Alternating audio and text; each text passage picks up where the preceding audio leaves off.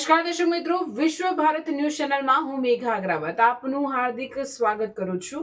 આપ જોઈ રહ્યા છો વિશ્વ ભારત ન્યૂઝ અને સમાચારમાં આગળ વાત કરતા વડોદરા શહેરમાં બુટલેગરો દ્વારા વિદેશી દારૂ ઘુસાડવાના પ્રયાસો સામે પોલીસ સતત કડક કાર્યવાહી કરી રહી છે। તેના ભાગરૂપે તરસાલી બાયપાસ નજીક આવેલા ચીખોદરા ગામ ખાતે આજે વિવિધ પોલીસ મથકો દ્વારા ઝડપાયેલા વિદેશી દારૂના જથ્થાનો નાશ કરવામાં આવ્યો હતો। નશાબંધી વિભાગ તથા પોલીસના ઉચ્ચ અધિકારીઓની હાજરીમાં કાર્યવાહી હાથ ધરવામાં આવી હતી।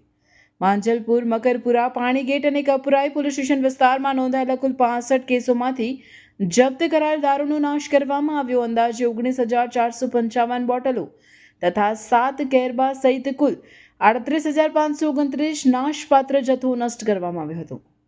જપ્ત કરાયેલ દારૂની કુલ કિંમત 1,34,69,311 જેટલી હોવાનું જણાવાયું છે।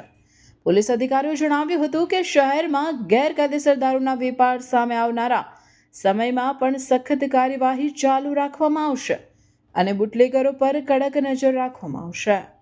કપુરાઈ પોલીસ હદ વિસ્તારમાં ઝોન 3ના કપુરાઈ, પાણીગેટ, મકરપુરા અને માંજલપુર આ 4 પોલીસ સ્ટેશનમાં છેલ્લા 2 મહિનામાં દાખલ થયેલા 69 ગુનાના 1,34,00,000થી પણ વધારેનો મુદ્દામાલનો નાશ કરવામાં આવી રહ્યો છે, જેમાં 38,000થી પણ વધુ બોટલોનો અત્યારે નાશ કરવામાં આવી રહ્યો છે।